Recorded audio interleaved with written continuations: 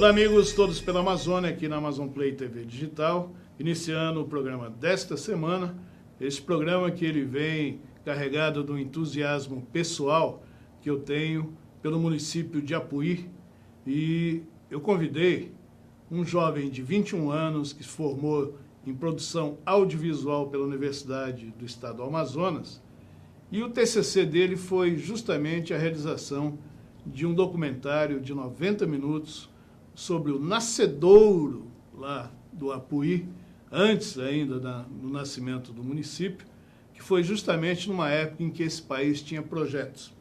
Eu estou falando do projeto de ocupação da Amazônia, que na década de 70 tornou-se uma premissa em função das ameaças constantes que nós tínhamos da ocupação, da internacionalização da Amazônia. E este jovem, que veio depois dessa época, ele sentia a necessidade de realizar alguma coisa, um registro contundente, um registro que marcasse eternamente a história de Apuí, ex-Vila do Juma. Ele tem apenas 21 anos de idade, como eu disse. Formou-se em produção audiovisual e durante 1 ano e meio ele foi em busca de história, de arquivo, de entrevista, de imagens que contam a história dessa façanha dos primeiros pioneiros que lá chegaram naquela região. Estou falando com Drance Jesus, que é o diretor desse documentário de 90 minutos, e Todos pela Amazônia vai apresentar para vocês em forma de série durante 3 dias, a começar hoje e agora com vocês. Drance, um prazer tê-lo aqui.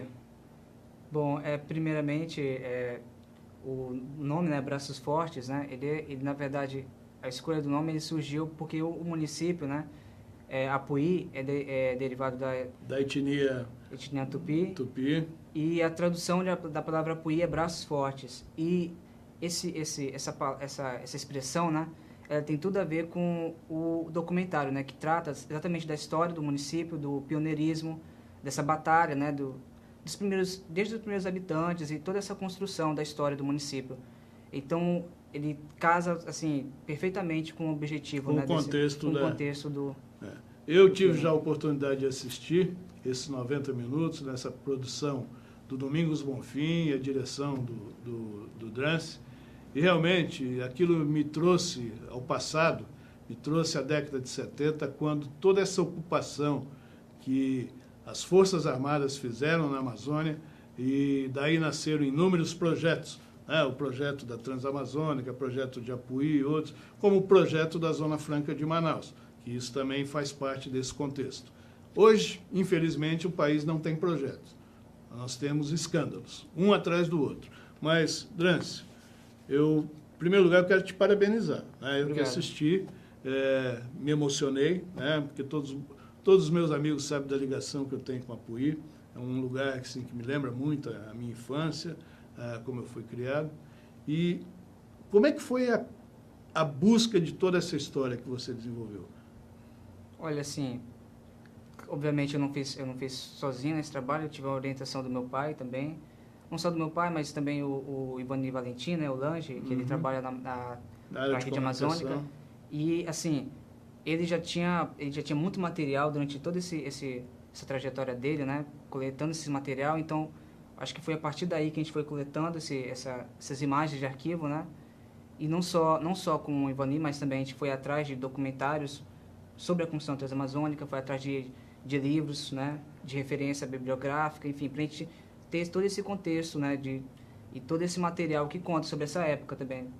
Porque, obviamente, né, eu sou bem depois, né, mas, assim, e foi, assim, para mim, claro, com a orientação do meu pai, foi um processo de descoberta, assim, muito, muito incrível, assim, que eu tinha uma noção, assim, superficial, né, da história do município, mas não com tanta profundidade, assim, como durante esse processo, né, que eu fui conhecendo não só a história geral, o contexto, mas as histórias pessoais de cada pioneiro, assim, que eu conhecia, né, por morar em Apuí, mas não sabia, assim, de toda essa trajetória. Sim, que é uma coisa, assim, que eu acho, tem muita fascinação, assim, para essa história, assim, que é uma coisa bem, realmente, é uma história bem fascinante, assim.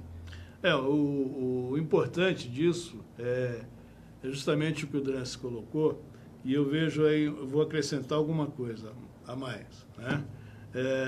você trouxe, você levantou o legado das pessoas, né?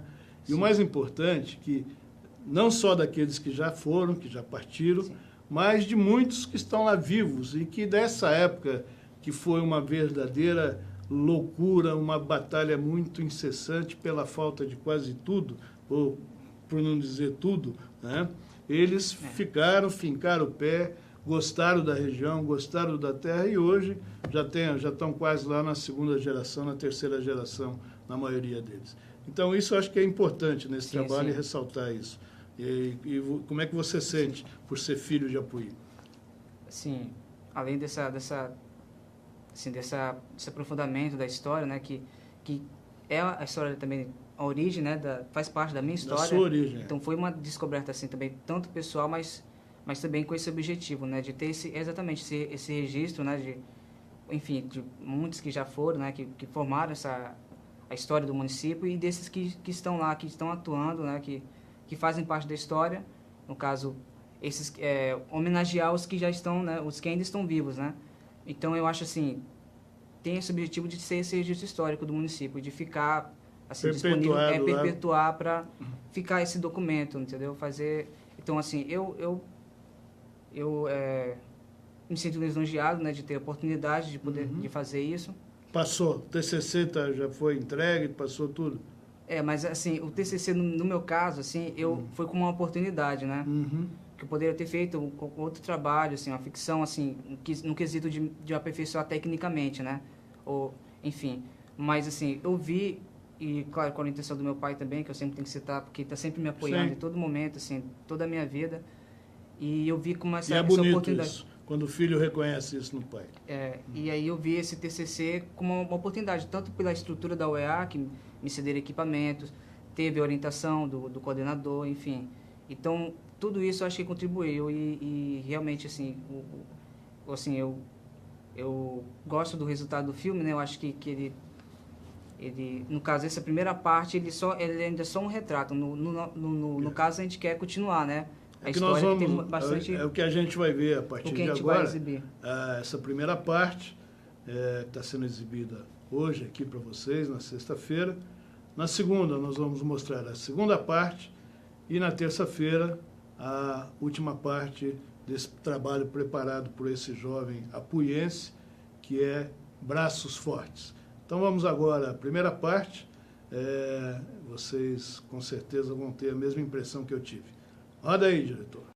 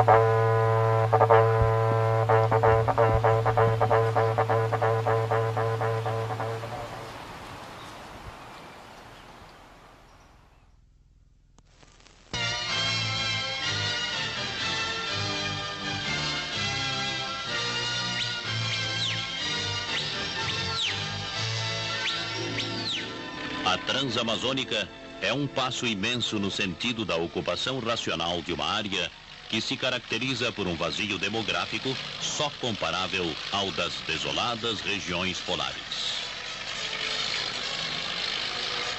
O presidente afirmou: "Não sei de tema que hoje mais exalte a imaginação dos moços que o tema de desenvolver a Amazônia. Nem sei que mais possa unir nesta hora os brasileiros de todas as idades."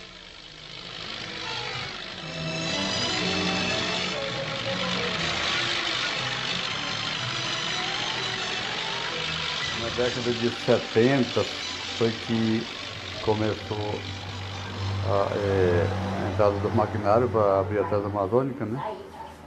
E aí veio as balsas dos maquinários, né? E começaram a descer ali na prainha, que na época não era prainha, que não tinha nome, né? Aí devido da prainha. O coração da Amazônia é o cenário para que se diga ao povo que a revolução e este governo são essencialmente nacionalistas, entendido o nacionalismo como a afirmação do interesse nacional sobre quaisquer interesses e a prevalência das soluções brasileiras para os problemas do Brasil. Dois desses problemas referidos na fala do chefe do Estado são o homem sem terras no Nordeste e a terra sem homens na Amazônia.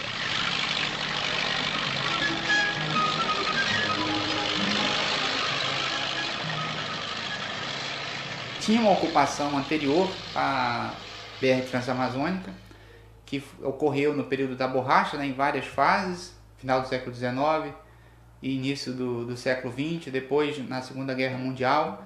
E quando houve esse declínio da borracha, essas populações que viviam aqui nas margens do rio Aripuanã, principalmente, Sucunduri, eles ficaram abandonados aqui.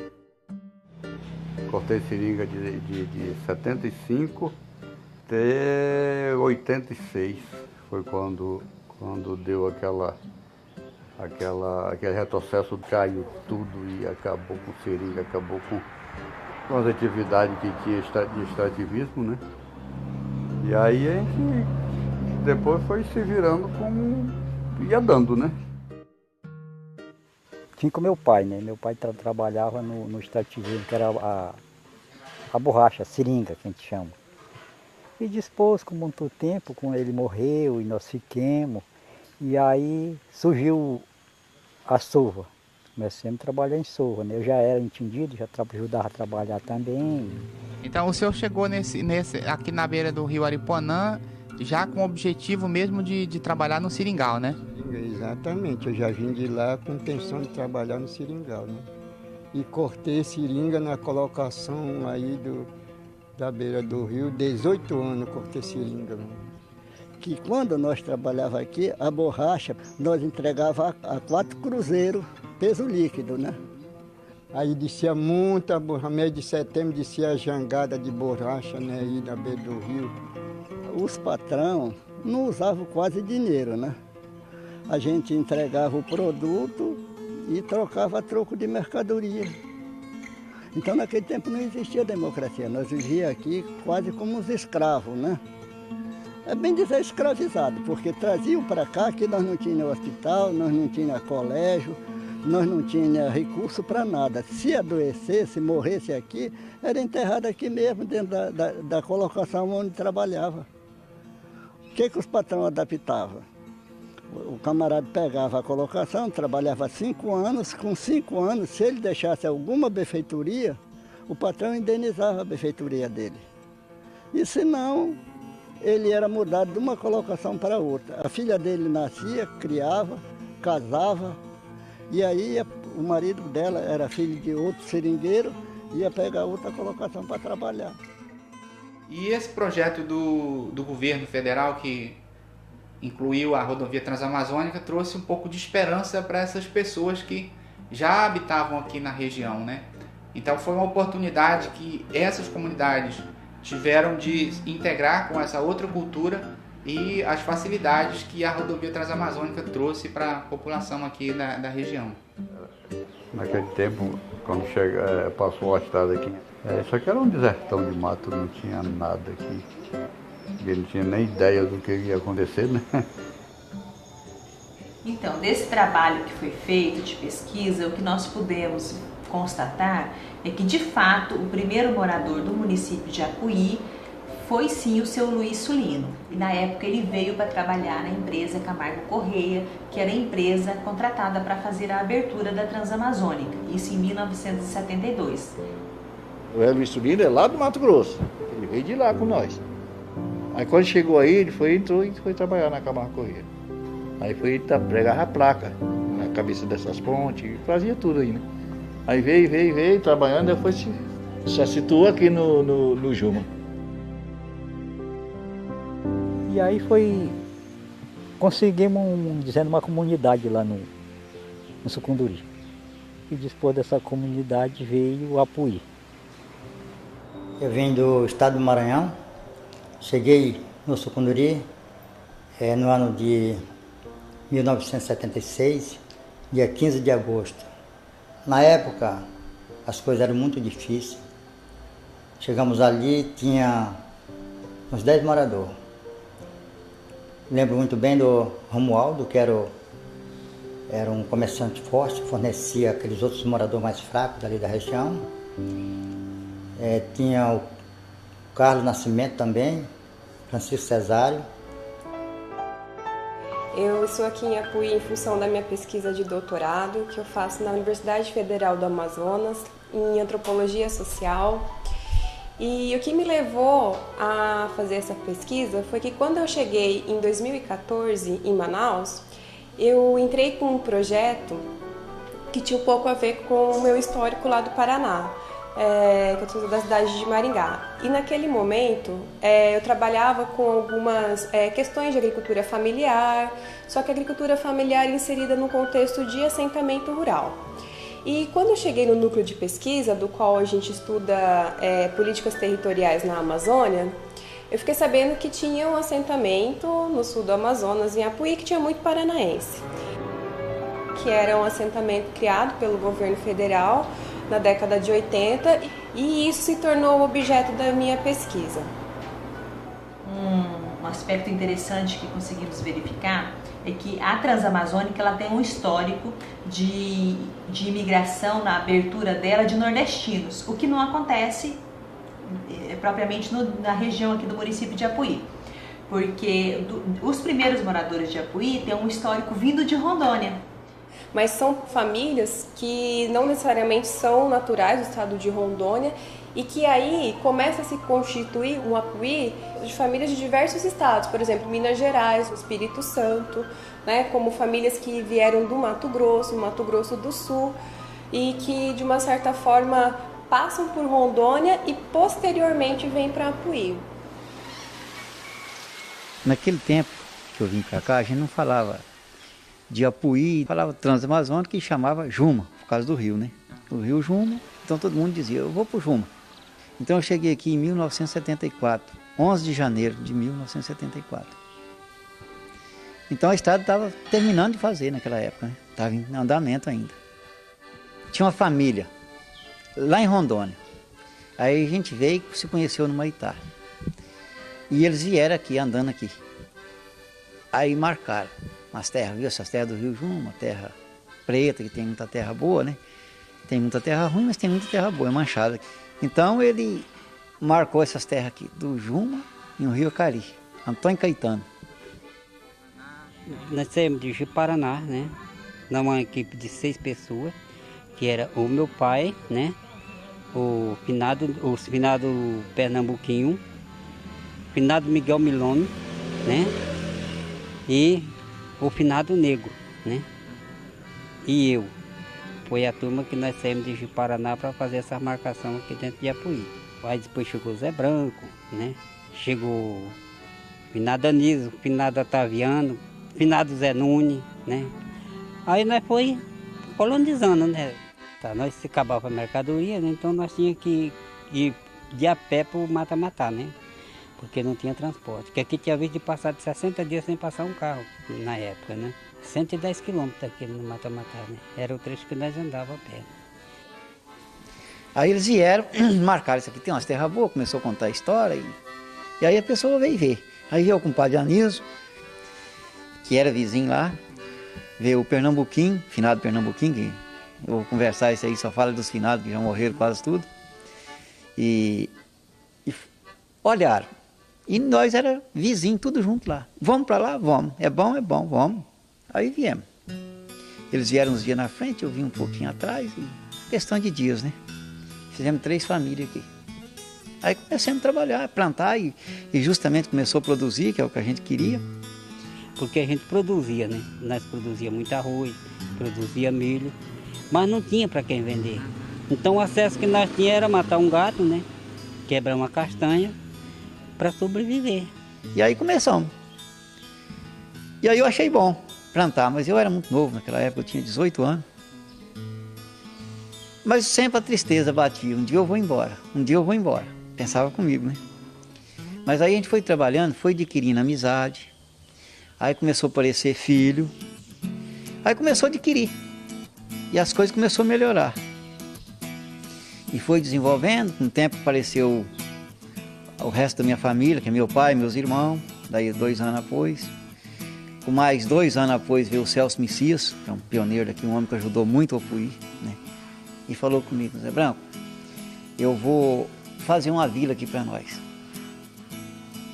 Aí vai, pô, será? Pensei comigo, faz não. Mas fez. Mas a primeira coisa que ele fez foi fazer uma casinha para ele e esse barracão chamado Ventania e uma escola. Pagava professora particular. E depois ele começou a trazer uns padres também para fazer umas missas aqui. O Celso Messias ajudou muito isso aqui. Quer dizer, a ideia e o que tem hoje aqui no Apuí, com relação assim à cidade, que naquele tempo era uma vila, ele que trouxe. Ele fez estrada. Daí nós fomos cortar a picada por Celso Messias, né? Aí ele era muito amigo do Arlindo Marmentino, né? Ele juntou com o finado Arlindo, que é um homem que fez muita falta para nós, o pai do Vitor. Eu costumo brincar dizendo que Apuí é um resultado de que meu pai era mais ou menos um Indiana Jones mal dosado. Ele gostava muito de aventura, né? Era um catarinense que se criou no Paraná. E aí sempre teve aquele sonho de ter grandes fazendas, aquela coisa toda. Veio para o Amazonas em 1973, se fixou em Humaitá. E de alguns anos que ele estava em Humaitá, falaram a ele que lá a 400 e poucos quilômetros da Transamazônica tinha um lugar de terras boas. Aí ele foi, pegou o carro, foi lá, encontrou onde hoje é o Apuí, né? Havia alguns pequenos moradores na beira da estrada mesmo. Aí ele se embrenhou na mata, foi lá e encontrou onde hoje é a Fazenda Morena, que tem a Cachoeira Morena. Aí lá ele falou: não, aqui eu vou fazer uma fazenda, aqui realmente é o que eu queria. Infelizmente o destino fez com que esse sonho dele de fazer uma bela fazenda, que na verdade é uma bonita fazenda, fosse também o local final da vida dele. Num acidente em 1981, ele acabou por falecer lá na Morena. Nunca ele tinha ido nesse barraco, esse barraco foi eu que fiz, porque eu fiz o barraco e era aberto, né? Aí ele mandou forrar de vara, e lá é uma laje, você pode ir lá que é uma laje, só fura um pouquinho.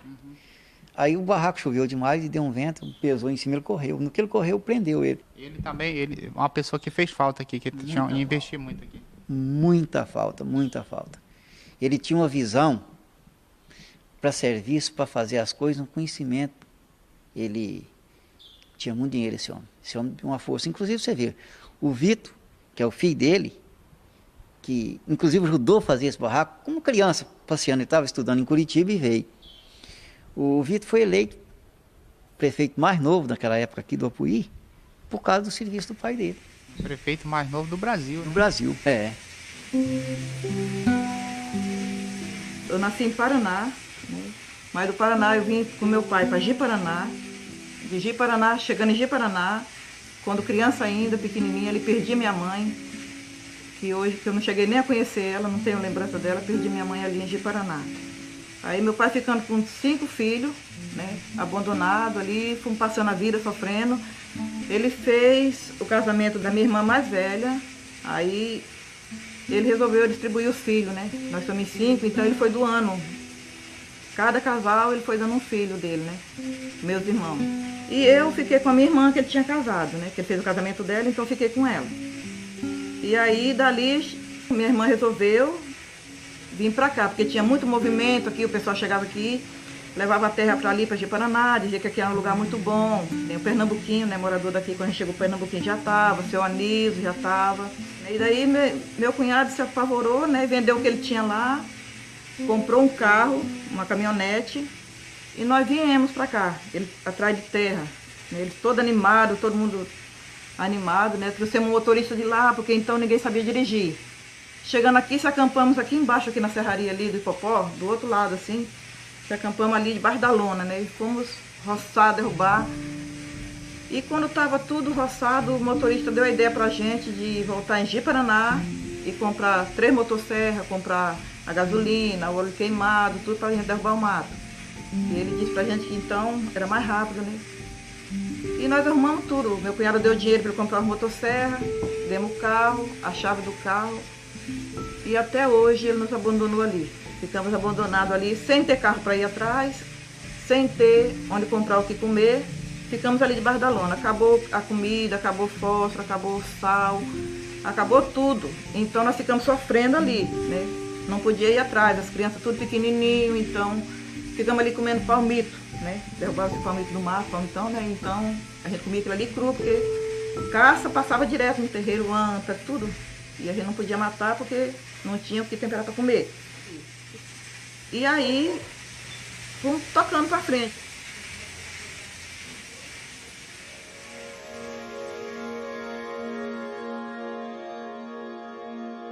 Aqui quando eu estava vindo na vez com o pessoal para cá, para o caminhão, meu caminhão. Ali foi o acampamento, o primeiro acampamento que eu fiz ali na casa. Tirei de vara, ainda que eu moro hoje ainda. Ali é onde é a sua casa hoje? É. Ver a cidade como é que é. Bem tinha cidade. Esse velho aí, nós sofremos um bocado aqui na época. Aqui é uma licença do Apuí. Sabia? Esse foi o primeiro barracão que o Celso Messia fez aí. Eu morava aqui, ó. Eu morei tempão nessa barraca aí.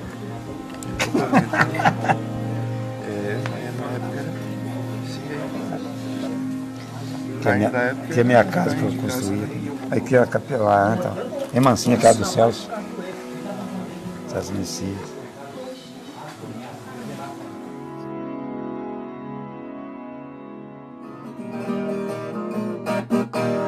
Nasci lá no interior do estado amazonense, lugar de gente guerreira, povo forte e competente. Uma terra com belezas e paisagens sem igual, com suas belas cachoeiras que são seu cartão postal. Um colosso em meio à selva, um tesouro natural.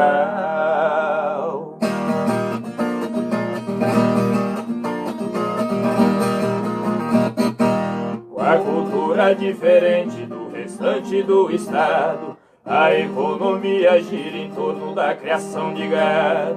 Lindas festas de rodeiam orgulham seus habitantes, com muito boi pulador e alegria abundante. Esse é o nosso Apuí, uma terra de imigrantes.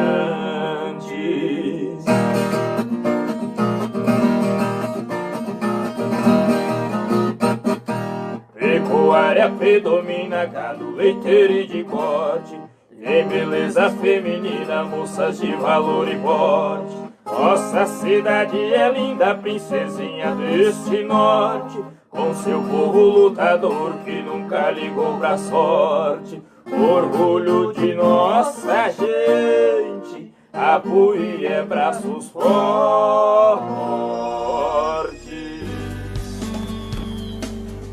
Manaus tem a tradição de receber bem seus turistas, assim como o Da Vinci Hotel. Com uma localização privilegiada, a poucos metros do maior shopping da cidade e amplo espaço para eventos empresariais e social, o Da Vinci Hotel é sinônimo de conforto e bons serviços. Em Manaus, hospede-se no Da Vinci Hotel. Há 50 anos, a indústria amazonense está fortemente presente na vida da gente. Ela produz os sabores, a energia e a tecnologia que nos permite seguir e repetir a nossa rotina com mais praticidade e conforto. A indústria possibilita o sustento de 600 mil pessoas em nosso estado. É ela a responsável por 50% de toda a riqueza gerada no Amazonas. Saibam que é a indústria amazonense que mantém e administra o sistema Federação das Indústrias do Estado pelo SESI, SENAI e IEL. A FIEAM defende os interesses da indústria. O SESI promove a educação, saúde e segurança do trabalhador. O SENAI oferece cursos profissionalizantes e tecnologia. O IEL promove o estágio, capacitação empresarial e inovação. Sistema FIEAM. Há mais de 60 anos contribuindo para o fortalecimento da indústria amazonense.